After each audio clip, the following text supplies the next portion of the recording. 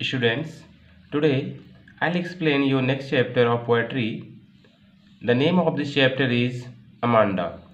तो इस चैप्टर में पोएट एक गर्ल अमांडा के बारे में एक्सप्लेन करते हैं कि जो उसके गार्जियन हैं वो उसे हर एक बात के लिए टोकते हैं कि तुम्हें ये करना चाहिए, तुम्हें ये नहीं करना चाहिए, तुम्हें ऐसे रहना चाहिए, तुम्हें ऐसे ये काम करना चाहिए। मीन्स हर एक बात के लिए उसे टोका जाता है, उसे गाइडेंस दिया जाता है।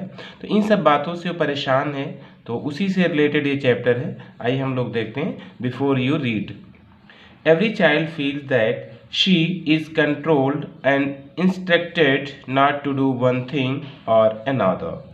हर एक बच्चे को लगता है, एवरी चाइल्ड फील्स, हर बच्चा ऐसा सोचता है कि दैट शी हो या ही हो, इस कंट्रोल की उसे नियंत्रित किया जाता है, एंड इंस्ट्रक्टेड, और उसे इंस्ट्रक्शन दिए जाते हैं, निर्देश दिए जाते हैं, not to do one thing और अनदर, कि वो एक दूसरे का काम ना करे। मीन्स ऐसा कुछ ना करे, उसे मना किया जाता नहीं, ये नहीं करना है, वो नहीं करना है। मीन्स ऐसे उसे निर्देश दिए जाते हैं। यू टू में feel that your freedom is curtailed. और उसके बाद क्या सोचते हैं कि आप भी महसूस कर सकते हैं कि आपकी स्वतंत्रता में क्या किया जा रहा है, कर्टेल्ड किया जा रहा है। मीन्स कटौती की जा रही है, की गई है। ऐसा आपको भी फील होगा तो कोई ऐसा बोले। Write down some of the things you want to do. कुछ चीज़ों को लिखिए जिन्हें आपको ऐसा लगता है कि but your parents elders do not allow you to, कि जिसको आपके जो पेरेंट्स हैं, आपके जो बड़े लोग हैं, माता पिता हैं, जो बुजुर्ग हैं, आपको करने की अनुमति नहीं देते हैं। उन चीज़ों को नोट करिए। To read the poem aloud, poem को तेज तेज पढ़िए। फ्रॉम द पेयर्स, जो कि पेयर्स में गिवन है। ईच रीडिंग अल्टरनेट स्टेंजास, जो कि प्रत्येक पद को पढ़ने के लिए वैकल्पिक पद भी दिए हुए हैं। You are in for a surprise, और आप एक आश्चर्य के लिए हैं। कहने का मतलब आप इसको पढ़कर बहुत ही आश्चर्यचकित फील करेंगे। तो चलिए अब देखते हैं पोएम। यहाँ से फर्स्ट पैसेज स्टार्ट होता है। Don't bite your nails Amanda, don't touch your soldiers Amanda, stop that slouching and sit up straight Amanda. Means Amanda को लोग टोक रहे हैं कि एक लड़की जो अमांडा है उसको अपने जो बड़े हैं, जो उसके एल्डर्स हैं, जो उसके पेरेंट्स हैं, उनके द्वारा टोका जा रहा है, निर्देश दिया जा रहा है, और उसे बोला जा रहा है कि अमांडा क्या ना करो, don't bite your nails Amanda, Amanda अपने नेल्स को बाइट मत करो, च्यू मत करो। डोंट हाउस योर सोल्जर्स, और अपने कंधों को ऊपर मत उचकाओ। हाउच मीन्स क्या होता है, रेज करना। हंच, हंच मीन्स क्या होता है, रेज करना, ऊपर उचकाना। सोल्जर, सोल्जर्स को अमांडा, मीन्स अमांडा अपने नेल्स को मुंह से टिट से बाइट मत करो, अपने सोल्जर्स को बार बार ऊपर मत रेज करो। Stop that slouching and sit up straight Amanda, और फिर क्या बोलते हैं कि वो कभी उसे कंधे झुकाने से भी मना करते हैं। Stop that slouching and sit up straight, और फिर क्या बोलते हैं कि सीधे बैठो। मीन्स इस पैसेज को एक बार फिर से समझिए। उसके जो गार्जियन है अमांडा के, वो बोल रहे हैं कि अपने नेल्स को मत च्यू करो, अपने सोल्जर्स को बहुत ज़्यादा बार बार ऊपर मत उचकाओ अमांडा, और फिर कहते हैं कि अपने सोल्जर्स को नीचे भी बेंड करके, स्लाउचिंग करके मत बैठो। Mean sitting in a lazy और ड्रॉपिंग वे, बहुत ही सुस्त झुक कर मत बैठो, है ना। और फिर क्या कहते हैं, सिट अप स्ट्रेट अमांडा, और सीधे बैठो। सिट अप स्ट्रेट, बिल्कुल सीधे बैठो। ठीक है। तो इस पैसेज में उस अपने गार्जियन के द्वारा उसे दिशा निर्देश दिए जा रहे हैं कि कैसे आप बैठो, कैसे क्या करना है, क्या नहीं करना है। ओके, चलिए नेक्स्ट पैसेज देखते हैं। There is landscape emerald sea where the sole inhabitant is me, a mermaid drifting blissfully.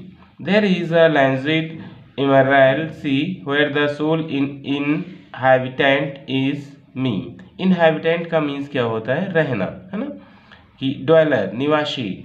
Mermaid का मतलब होता है जिसका a mythical creature with a woman's head and trunk and a fish's tail, sea fairy, means जलपरी। ठीक है। Mermaid का means क्या होता है, जलपरी। ड्रिफ्टिंग, ड्रिफ्टिंग का मीन्स होता है जो तैरते हुए, मीन्स मूविंग इन वाटर, और ब्लिसफुली का मतलब होता है हैप्पीली, प्रसन्नतापूर्वक। चलिए अब देखते हैं इस पैसेज का सेंस क्या है। कह रहे हैं कि अमांडा को फिर से, अमांडा क्या चाहती है कि अपने जो बड़े हैं, इस पैसेज में अमांडा अपने बड़ों से स्वतंत्रता चाहती है कि वो लोग हमें हर एक छोटी छोटी बात के लिए ना टोकें और हमें दिशा निर्देश ना दें। मीन्स वो परेशान हो गई है, इसलिए स्वतंत्रता चाहती है। और क्या चाहती है कि देयर इज़ अ लैंडस्विथ इमराल्ड सी, जहाँ पर एक बहुत बड़ा समुद्र हो, और उस एक वो कल्पना करती है, एक इमेजिनेशन करती है कि जहाँ पर लैंडस्विथ हो, इमराल्ड हो, इमराल्ड का मतलब होता है हरा, मीन्स ग्रीनरी, सी हो, समुद्र हो। वेयर द सोल, जहाँ पर वो अकेली, इनहैबिटेंट, निवास करे, इजमी, अपने साथ। कहने का मतलब, और भी कैसे, अ मरमेड, एक मरमेड की तरह, मीन्स एक जलपरी की तरह उस हरे भरे समुद्र में वो क्या करे, अकेली तैरे, मीन्स अकेली वहाँ पर विचरण करे, उसका किसी प्रकार से उसे कोई डिस्टर्ब करने वाला नहीं होना चाहिए। ठीक है, एक बार फिर से सुन लीजिए। वो स्वयं को एक जलपरी के रूप में कल्पना करती है, जो एक समुद्र में एकांतवास करना चाहती है, कि जहाँ पर वो एकांत में रहती है, और वहाँ पर वो क्या कर सकती है, mermaid drifting to blissfully, blissfully means आनंद पूर्वक, और ड्रिफ्टिंग कर सकती है, विचरण कर सकती है, टहल सकती है, घूम सकती है। कहने का मतलब मूविंग इन वाटर, ड्रिफ्टिंग का मतलब होता है मूविंग इन वाटर, कहने का मतलब है बहुत ही जॉयफुली उस पर वाटर में, समुद्र में ड्रिफ्टिंग कर सकती है, इधर उधर घूम चल टहल सकती है, वो भी किसकी तरीके से, मरमेड की तरीके से, एक जल परी। कहने का मतलब ये है कि इस पैसेज में जो अमांडा है वो अपने आप को जलपरी के रूप में इमेजिन करती है, सोचती है काश हमें ये टोकने वाले ना हों, इन लोगों से स्वतंत्रता मिले, और हम एक जलपरी के रूप में समुद्र में कहीं भी चाहे वहाँ निवास करें, और खूब ही आनंदपूर्वक टहलें, मूविंग करें। ठीक है, चलिए नेक्स्ट पैसेज देखते हैं। Did you finish your homework Amanda, फिर से क्वेश्चन किया जाता है उसके गार्ड, अमांडा क्या तुमने अपना वर्क कंप्लीट कर लिया।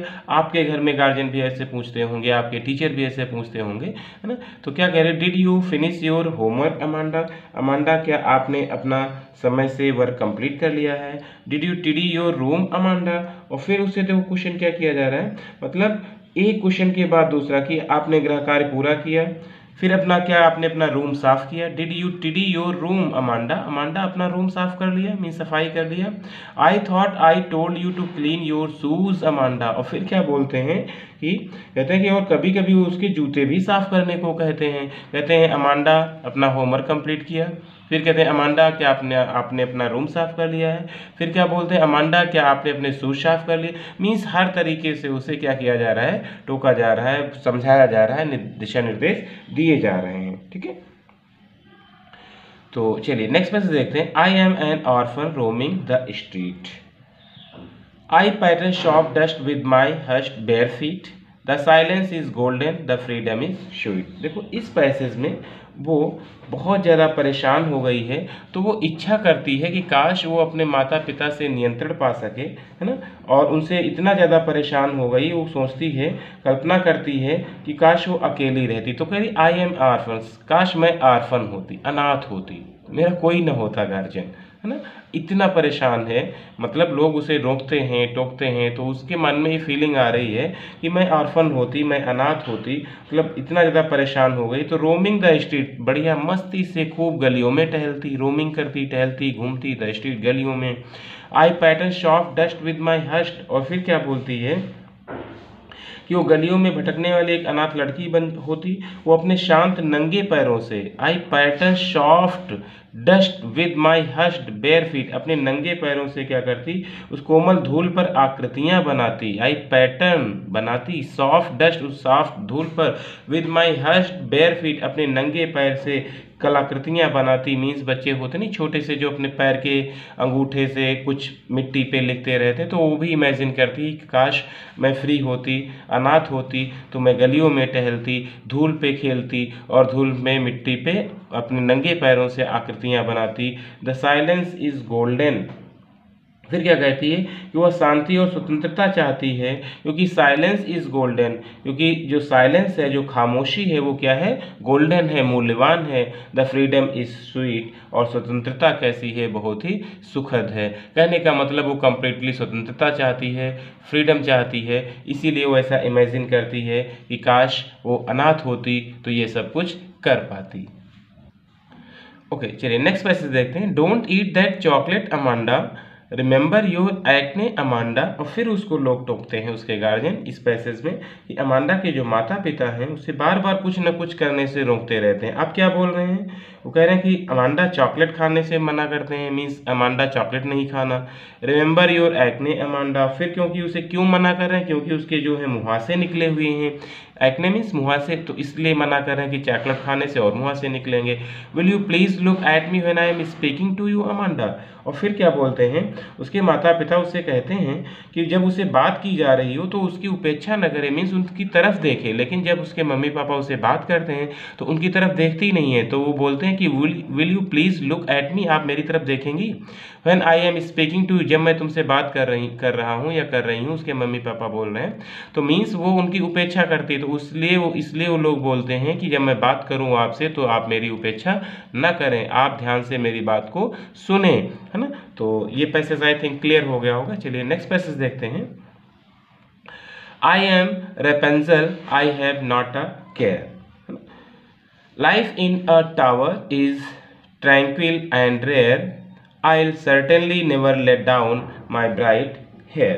ठीक है, तो चलिए देखते हैं इसमें क्या करें कि वो अपने माता पिता के निर्देशों से बहुत ज़्यादा ऊब चुकी है, तो वो अब अकेला रहना चाहती है, अकेले रहना चाहती है कि अब उसे कोई परेशान करने वाला ना हो, और जहाँ ऐसी जगह रहे वो जहाँ पर वो अकेली हो। तो इसलिए वो इमेजिन करती है कि वो चाहती है कि काश वह रेपेंजल होती, है ना। एक रेपेंजल बर्ड नेम है, आई हैव नॉट अ केयर, और निश्चित जीवन व्यतीत करती। आई have not a care means किसी की परवाह ना होती।